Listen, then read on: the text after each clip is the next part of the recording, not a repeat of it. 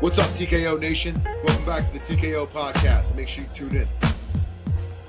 That's right, baby. Welcome back to Technical Knockout, the MMA Podcast. I'm your host, as always, Hussein, and today we are talking about Brandon Royval versus Manel Kape. We're also going to recap a little bit of UFC 323, and we're going to talk about what's coming up on the horizon. Big ting coming, man. So I'm excited to talk about it. You know, this weekend, pretty decent card. I mean, honestly, kind of Apex slop. You know, we got the main event, which is a fun one. And then there's a few other fun fights throughout the card, but nothing really, like, divisionally relevant besides the main event. And even still, that fight, I still feel like both of those guys need at least one or two more wins before they can get to the title shot. But, yeah, I mean, that being said, there's some fun fights on here. I'm looking forward to it. So without further ado, let's get into it. All right, I mean, maybe I'm clowning a little too much. All right, but anyway. So first off, quick recap of last week. UFC 323, Dvalishvili versus Jan 2, and Pantoja versus Van. We got every fight right except for the co-main event and main event. We also picked Jan Blachowicz, and that fight turned out to be a draw. But, you know, I mean, the bet's void or push on a draw, so it is what it is. I personally felt like you could give the fight to Jan, you know. I mean, if you argue that the second round was not a 10-8. But it was I think the 10-8 was a pretty fair score, I'll be honest, you know. I mean, Jan did good in the first couple minutes of that round. But anyway, let's go, you know, before we get into that, let's talk about what happened in the main event and the co-main event. Jan versus Dvalishvili. Holy shit, what a crazy change up, you know. I mean, you want to talk about two fights, you know, rematches looking completely different from one another. This is the example, you know. I think this is the perfect example, actually. You know, I can't think of another fight that, you know, the rematch was so soon after the first fight and the results were so different. I mean, the closest thing I guess would be McGregor versus Diaz. Shogun versus Lyoto would be another one up there. But, you know, in those fights, it was kind of like the first fight, one guy made a big mistake, you know, in McGregor versus Diaz. It was McGregor going so hard trying to knock out Diaz in the first round.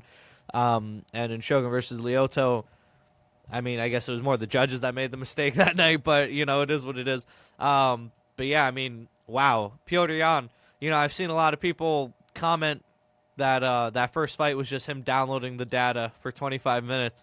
And, you know, it's a good joke. It's a good bit. But, I mean, that's really what happened. Like, Jan was so prepared for Merab, you know. I'm somebody who, I do love Merab. I've been a Merab fan for a while, but I've always recognized that there's ways people can capitalize on him. I remember picking O'Malley to beat him. I remember picking Umar to beat him. Because of these flaws in his game, you know, that being like that he gets hit a lot. You know, he's pretty there to be hit, especially with like tight boxing combinations in the pocket. We saw Cejudo catch him. We saw Moraes catch him. We saw Jan catch him over and over and over in this fight. The other thing is that he's susceptible to the body shots. You know, we saw O'Malley do good work with that body shot in the 5th round of their first fight. Somebody else, I think maybe it was Ricky Simone or somebody earlier in his career had some good success going to his body. And of course, you know, the big one is that whenever he takes people down, he's not very good at keeping them there, and he doesn't really have a good submission threat. So a lot of his takedowns are kind of rinse and repeat, you know, and it makes for great statistics, like in the first fight against Jan, where he shot 50 takedowns and landed like 11, you know. Whereas in, you know, this fight, it was like Jan knew how to defend every one of his takedown attempts and the chains that come off of them. So you could tell that Jan and his team were not only prepared for Merab's first line of offense, they were prepared for what he does if that doesn't work. And then if that doesn't work. You know what I mean? These guys were super prepared. I mean, I've never seen... There's like top 3, I would say, in terms of performances against a champion where you make the champion, like, you completely nullify their game or have an answer for every part of their game. You know, it's this fight, It's Cody versus Cruz, Weidman versus Silva, the first one. I mean, I would argue also McGregor versus Alvarez, but it's different because Alvarez wasn't like a long champion like Silva and Merab and Cruz were, So just phenomenal game planning from Jan and phenomenal execution on that game plan. I really feel like he fought the fight of his life. And it's crazy coming out of this fight being so unconfident in Merab in the rematch, in the trilogy, I should say. We saw Jan deal with everything that Merab has. And especially in that fifth round, it was very apparent that he really couldn't do anything to Jan. He can't hurt him with his strikes. He couldn't take him down. As we saw, he definitely couldn't submit him. He committed to a few submissions that got him in more trouble than they got him good. Or got him out of trouble, I guess. But, yeah, so, there was that one point where he climbed a guillotine, and it looked like it was pretty close, and Jan snuck out of it. And then he went for it again, and it wasn't close at all, and he really committed to it, and he just gave Jan a slam. Jan slammed him right on his head. I think it was in the fourth round.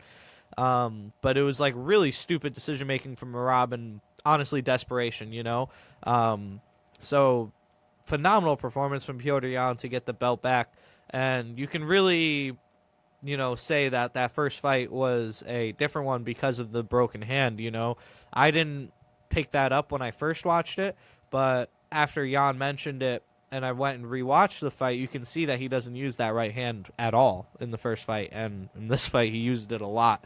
The body shots from Jan, just perfect placement, perfect timing, great execution. I don't know, I can't say enough good things about Jan's performance against Merab. It was phenomenal. Pantoja versus Van, really unfortunate ending because that fight was looking to be a great fight, not only from the style matchup on paper, but the way that it was actually playing out for the first few minutes, or for the first few seconds, I should say. It was looking like it was going to really deliver. And then, Pantoja broke his arm or elbow or shoulder or whatever it was, but it was a bad injury and the fight had to be stopped. New champion in Van. A lot of people are upset that the belt changed hands in this way, and I understand the disappointment because the fight didn't happen, but you can't be mad at Van for it, and it makes sense that he's the new champion because it's not like Pantoja's going to be able to defend anytime soon. Realistically, if you call that fight a no contest and you keep Pantoja as the champion, they're just going to have to put Van in an interim title fight while Pantoja heals up because, man, I saw that break, and there's no way he's coming back in 6 months. You know what I mean? Like, I don't know. I'm not a doctor, but, I've seen this sport for a long time, and usually when somebody breaks their arm like that or dislocates their elbow, as they said, or dislocates their shoulder, and you see their elbow kind of flapping around like that, I mean, again, I'm not a doctor, but typically that means there's some ligament damage, and that's going to take, 8, 9, 10 months, a year maybe to heal back from, Not to mention by the time he heals, he has to start training and get back into fight shape and the whole fucking thing.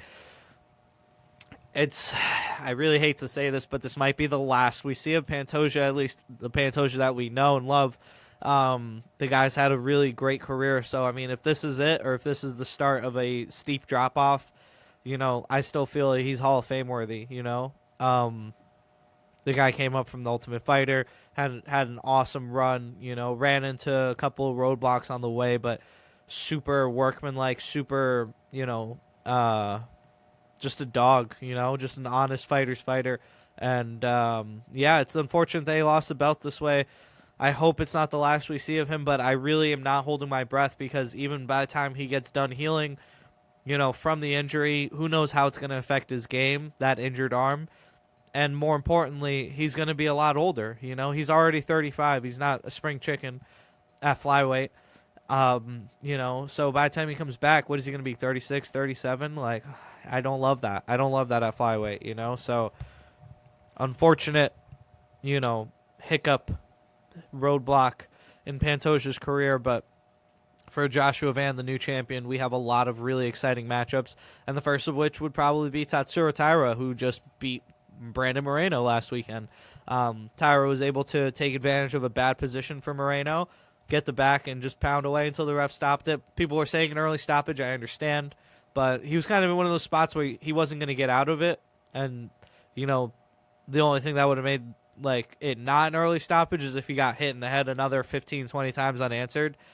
I don't really want to see that, There was another fight recently. I can't remember. Now I'm blanking on it, but it was kind of that same situation where it was like, yeah, the stoppage was a little early, but clearly he wasn't getting out of that position. So it's like, what are you going to do? You know what I mean? I mean, there's countless examples of that happening in the crucifix and stuff. But yeah, I think it was Bobby Green versus Islam Makhachev, actually. Now I'm thinking about it. Yeah, they stopped a little early, but it was like, man, you weren't going to get out of there. So, but you just want to get hit in the head a few more times? I don't know. It's not really worth it. Anyway, there was a couple other fun fights on that card that played out cool. Peyton Taba looked phenomenal. I have no doubt that guy's going to be a champion at one point in his career. The Blachowicz-Guskov fight was really fun. Sucks that Blachowicz couldn't get his hand raised, but he fought his heart out. I thought it was a great performance. The Barnowski versus Aslan fight was insane. The Duncan McKinney fight was insane. I probably am going to put that as my card of the year at the award show because it was so much fun and there were so many great finishes. Jalen Turner's back. So, great card. Great way to end the pay-per-view cycle. Or, I guess, great way to end all pay-per-views because we're going to Paramount next year. And now that we have 11 minutes in the book, I think it's time to start talking about this weekend's card. Brandon Royval versus Manel Kape. Flyweight main event here. And it looks like a pretty fun one. If you've seen these guys fight before, you kind of know what to expect here. Manel Kape pressures. He throws really hard punches, and he throws in combination whenever he gets his game going. If he doesn't get his game going, he throws pot shots and tries to knock people out and taunt and cry, and it's kind of annoying, honestly. I don't love Manel Kape. Brandon Royval, on the other hand, I'm a big fan of. So I'm definitely biased in this spot, Royval's a dog. He always comes forward. He throws 3-4 punches in a row. Sort of a leaf blower. The heavy hands boys like to call him that. I think it makes perfect sense, his style, where he's just throwing so much volume at you, and none of it's really going to hurt you, but it is going to annoy you, and it's going to stop you from doing what you want to do. Kind of like a striking approach to, or a striking, how do I say this? It's kind of a parallel to Merab's game, except he's not shooting 50 takedowns, he's throwing 600 strikes. You know what I mean? Maybe he doesn't land 600. He probably only lands 150. But Merab doesn't need to land 50 takedowns. He needs to land 11 for him to dominate you. So this is kind of what Royval does. He drowns people in pace and pressure, cardio. His chin is phenomenal. His cardio is great. He's coming off of, the last time I remember him was against Van. And that's correct. That was his last fight. Van now the champion, so that was the fight of the year. Certainly a contender for it. So yeah, that was a contender for fight of the year for sure. And last year, Royval was in another contender for fight of the year against Tatsuro Taira. That was an awesome fight. If you guys haven't seen it or you don't remember it, I highly recommend you go back and check that one out. And I kind of feel like we're in for a pretty similar matchup here against Manel Kape. Kape not as ready to commit as Joshua Van, but certainly has a similar pressure boxing style where he throws big punches and looks for those shots. So I think it's going to be a fun one. I am leaning towards Royval because I just feel like he's the more reliable fighter. Kape, he sometimes comes in unmotivated, and even when he is motivated, he tends to kind of look for that big shot. And I think Royval might be able to just put the pressure on him and, kind of wear down on him as the fight goes on. I'm not sure how the grappling will play out. I don't think it will. I think both of these guys really want to strike. So, if the fight does go to the ground, I like Royval's jiu-jitsu from the bottom. But, I really don't expect Kape to be the one wrestling. So, I don't expect Royval to really be shooting either. So, if it does end up on the ground, it'll probably be from like a knockdown or a scramble. So, yeah, I'm leaning towards Royval simply because of the line and because it's 5 rounds. I haven't seen much of Kape in 5 rounds. I can't remember him ever being in a 5-round fight. I know he fought Aslam Abayev, but he won by eye poke in like the third. It was an eye poke TKO. It was crazy, Kevin Burns is rolling in his grave. That was a stupid joke. But anyway, yeah, it was a weird finish. I can't particularly ever remember his cardio looking good, but he is somebody that kind of settles into the fight as the fight goes on. So this should be a fun fight. Probably Kopp is going to win by simply hitting harder, but I don't like Kopp, so I'm going to bet on Royval. I know this is a stupid idea, but I do feel like he's a type of fighter who makes every fight close. And with the right judges, he might be able to get it done. So I'm going to go with Royval here at plus 240. I feel like that's crazy. I would put the odds closer to like plus 150, but what do I know? You know? Speaking of the quick picks, though, the last 2 weeks, we were 6-0 and 6-2, respectively. So we're on a good streak right now. We're going to keep it rolling, hopefully. I think I did pretty good the week before that, if I'm not mistaken. 3-4. Never mind. All right. So next you have Giga Chikadze versus Kevin Vallejos. Yeah, I know. What the fuck? That's what I thought, too. This is an easy fight, you know. Chikadze looks like shit lately. Vallejos looks pretty good. Vallejos can wrestle. Chikadze can't. Chikadze's old. Vallejos not. Easy pick. Let's go with Vallejos here. Don't overthink it. I think Chikadze's way over it, man. You see him these last few performances, he does not look like himself. And even when he did look like himself, I don't think he was ever that impressive, to be honest with you. He's kind of somebody who throws one shot, looks for that, you know, switch kick to the body. He loves that kick where he switches into southpaw and blasts the left kick to the body. Yeah, I mean, that's pretty much the book. Vallejos is a wrestler from what I remember. So I think he should be able to get this done. Then you got Cesar Almeida versus Cesare Oleksiejczuk. This is a battle of the Caesars. I don't know what I'm missing here, you know? I'm looking at this fight. I'm looking at the odds for this fight, and maybe I'm crazy, you know? I mean, I am, but maybe I'm crazy in this context, too. Cesare Oleksiejczuk, let's talk about him, right? He's Michael Michelle Oleksiejczuk's younger brother. He hits really hard. He has a lot of first-round finishes. Has he fought in good competition? No. Has he proven himself on this stage? No. He has a first-round knockout in the Contender Series over a guy that was 6-0. He also knocked out Tom Breeze, who's an old man. And that's pretty much the list of good fighters that he's fought, you know? He has 3 losses on his record, I'm sorry. And, you know, all of them are against all right fighters. 1 by submission and 2 by decision.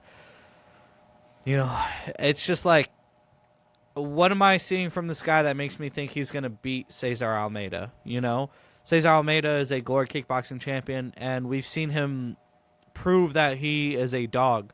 You know, he had a good fight with Roman Kopylov. He had a knockout victory over Abdulrazak Al Hassan, who tried to knock him out in the first round and then got caught when he went crazy. You know, that was like a year ago. He beat Ihor Potieria in a fight where he showed that he can defend some takedowns. Same against Dylan Budka. Cesar Oleksiejczuk, not a takedown artist. Similar to his brother, he throws hard at the beginning of the fight, tries to get people out of there.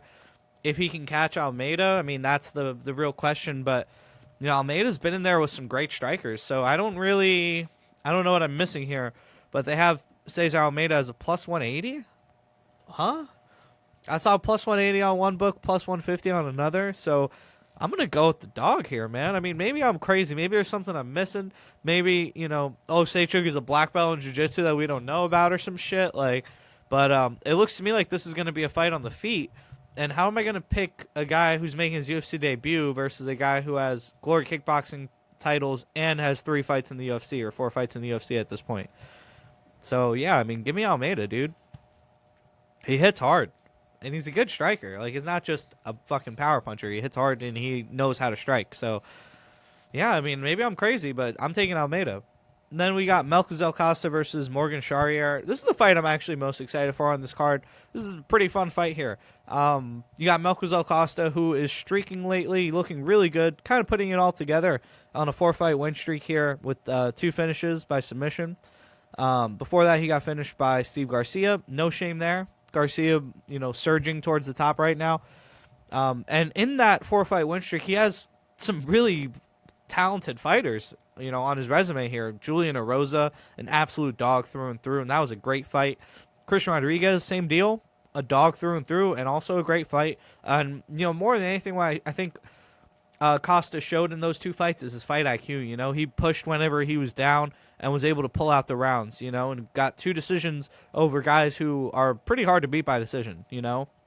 He finished Andre Fili and he finished Leon Erdenbecky, two guys who are notoriously hard to finish. So Costa, in my eyes, is on the surging side right now, and he takes on Morgan Charriere, who, like, this is where I stand on this fight, right? Charriere, he's a talented fighter. He's a very talented fighter. He's athletic. He hits hard.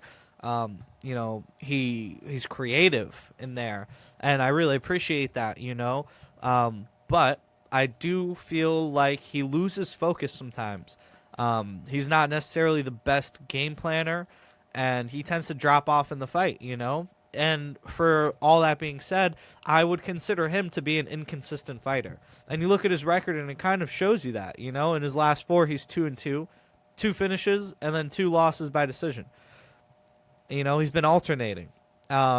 I kind of feel like he's going to lose this fight, and I think it's going to be by decision, if not a third-round finish for Melquizael Costa. I expect the first 2 rounds to be very competitive. I think Costa will probably win the first, and Charriere will win the second, and then it'll come down to the third, and I believe Costa has the better cardio and the better fight IQ, as evidenced by his victories over Christian Rodriguez and Julian Erosa, guys who turn up more as the fight goes on, and Costa was able to beat them in the third round and seal seal the stamp on those victories. I think he's going to do the same thing here. I think Costa should win this fight by decision, but Charriere tends to gas out, and, although he's not somebody who's easily finished, he's only been submitted once in his career. I think with that kind of trend in his fights where he tends to slow down as the fight goes on, I could see Costa picking up a late finish, Now, like I said, Charriere is a dog. He's very tough. He's very gritty. But he just tends to gas out a bit. And Costa, I think, is the smarter fighter. And although a bit less athletic, I think he makes up for it in his experience and his fight IQ. And, I'm going to go with Costa here. It's a pick'em fight. So, you're really not getting crazy odds on either side. Or you could look at it, you're getting good odds on both sides, So I'm going to go with Costa money line. I think round 3 or decision is a good bet, though. I'm going to throw a flyer on him to get a round 3 finish at plus 2,000. It's just crazy, but, Charriere is very tough, so I get it. But, yeah, I like Costa in the spot, and I think he's going to keep that train rolling. Next, you got Kennedy Nzechukwu versus Marcus Buchecha. They're giving Buchecha another shot here. He came up really short in his last fight, in his debut against Martin Buday. Call it what you will. Maybe it's first fight jitters in the UFC. Maybe he just doesn't have the wrestling game to implement his jiu-jitsu game, which we've seen be a problem before. But nonetheless, Martin Buday is a very strong grappler, a very good anti-wrestler. They ended up cutting him after that win, which is crazy. But I get it because he's kind of a boring fighter and he doesn't lose, so it's hard to keep him around. He draws Kennedy Nzechukwu here, who's coming off of a first-round submission loss to Walter Walker. Walter Walker was on an assault of the Achilles and ACL and MCL joints of the heavyweight division in 2025, picking up 4 first-round finishes by heel hook. It's just absurd. Kennedy Nzechukwu is unfortunately one of those victims. And, Buchecha also has a first-round heel hook on his record, too, so, it's something that he can do. We haven't seen him do it against this level of competition, but it is something that he can do for sure. He's one of the most talented grapplers in history, in the history of jiu-jitsu, in the history of combat sports. Buchecha is up there, So, obviously, he has the ground advantage in this fight. Kennedy Nzechukwu should have the striking advantage. He certainly has the size on him. He has the size on most everybody. I am leaning towards Nzechukwu here. I feel that, although he's coming off of a first-round submission loss, it was against Walter Walker, who really seems to be, how do I put this? He's really perfecting his MMA niche game, He's very good at that one technique, and he's kind of abusing the meta, to be honest. It's a little bit like he's gaming the system. He's meta farming, if you will. If this was a video game, I think they would patch him out. Buchecha, I'm not sure, has that same path to victory because he's not as experienced in the MMA space as Walter Walker is, Walker knows that he can strike for a little bit to fool them into a takedown attempt, to fool them into dropping for the leg, Buchecha, I'm not sure his game is that fluid yet. And even if it is, I'm not sure that he can just replicate that game plan. If you are on the Buchecha side, I think taking him by first-round submission is a great bet. It looked like he had really bad cardio in that, first fight against Boudet, and, most of his record is first-round submissions or first-round finishes in general. So if you're going for Buchecha, I think going first round is the best bet. And Zenjiku is a notoriously slow starter, and he may be able to get caught early there. However, I just feel like Zenjiku is a really good fighter, and I think he kind of slipped mentally in that last one against Walker. I don't expect him to make that same mistake twice. I think Buchecha is going to be on the wrong end of a lot of punishing strikes here, and he may even get finished in sometime in the second or the third. But, yeah, I'm going to go with Zenjiku here at minus 130. I like the odds. I like the fighter, and I think he gets it done in the spot. Then you got King Green versus Lance Gibson Jr. I don't know this guy Gibson. I guess he's coming off the Contender Series. No, he used to fight in Bellator, and then he fought in fucking Muckleshoot Fight Night. What the fuck is that? Never even heard of that shit. Well, I guess he's coming in on short notice because Bobby Green's opponent pulled out or something. I don't know. Who knows what's going to happen there? And then you got Amanda Lemos versus Jillian Robertson. This is an interesting one. Lemos looks washed, man. Let's be honest. Robertson also, has some fight years on her, but really talented grappler, really talented submission artist. I think either way, this fight's not going to go to decision. Either it's going to be a Robertson submission in the second. Oh, I like that. I'm going to put the bet on that. Or it's going to be a Lemos knockout at some point because Lemos hits really hard. She's way better than Robertson on the feet. Robertson is a really good submission artist, way better than Lemos on the ground. So I expect this fight to not go to a decision. I don't know what the odds are going to look like, but it's a women's fight, so you might be able to get something juicy there. Joanderson Brito's fighting Isaac Thompson, somebody else coming in on short notice who'll probably get nuked in the first round because that's what Brito does. Neil Magny's fighting Yaroslav Amasov. This is a really fun fight that they kind of just buried on the prelims. Yaroslav Amasov, former Bellator champion. I believe he was a two-weight champion, actually, over there. And then he lost to Jason Jackson. Okay, maybe it was just he only had the one belt at welterweight. But anyway, he lost his belt to Jason Jackson, who's like somebody who's always overperforming. And that was a big underdog upset. And then he beat Curtis Millender by anaconda choke when he left Bellator. Curtis Millender, notorious for not having a ground game. Neil Magny, he comes into the UFC, Amasov here, and he immediately gets the Neil Magny test, which I think is genius. I love it. See where you are. You know what I mean? Because he's a guy who's been there, done that. He's won belts, defended them. And here he draws Neil Magny, who's kind of the gatekeeper, the litmus test for UFC welterweights. So I love this matchmaking. I do expect Amasov to get it done. But Magny is a dog, and you really can't count him out, But I think Amasov just has that wrestling style that's really going to make Magny pay. So give me Amasov probably by submission, but I'll take him by finish in general. Then you got Steven Asplund versus Sean Sharaf. These guys have a combined 12 fights between them. Who the fuck knows? They're probably going to swing and bang. I don't know these dudes. I'm not going to pretend like I know these dudes. Sharaf got knocked out by Junior Taffa in his last fight. He's 4-1. Like, what the fuck are we doing here? Luana Santos versus Melissa Croden, another shitty fight. Alan Fry versus Guillermo Pat. What is going on? Is this like a tough finale or something? Like, these guys are all like fucking 4-0, 3-0, 5-0. What's going on here? These are all heavyweights too. All right, I guess this is the battle of the big. Well, the recording stopped at some point. I don't know what point, but there's not much to write home on those first four fights or so. The Yaroslav Amasov is the first one that I'm actually concerned with. So without further ado, let's get into our quick picks for the evening. This is going to be our last quick picks for the next month and a half because there's no UFC for a while. So let's hope we go out with a bang. In the main event, we are going to take Brandon Royval money line. I'm going to take Vallejos money line. I'm going to take Cesar Almeida, Melquizael Costa. I'm going to put Kennedy and Zenjiku. And then I'll take Joanderson Brito to win in the first or second round. And yeah, that's why I'll round it out. We'll do 6 picks for you. One more time. Brandon Royval, Kevin Vallejos, Cesar Almeida, Melquizael Costa, Kennedy and Zenjiku, and then Joanderson Brito by first or second round finish. You could throw Yaroslav Amasov by submission in there. I think that's a good bet. You could, hedge the Zenjiku bet with, with Buchecha by submission or Buchecha first round. Either way, I wouldn't be mad at you. But I do love you guys. I appreciate you watching and listening.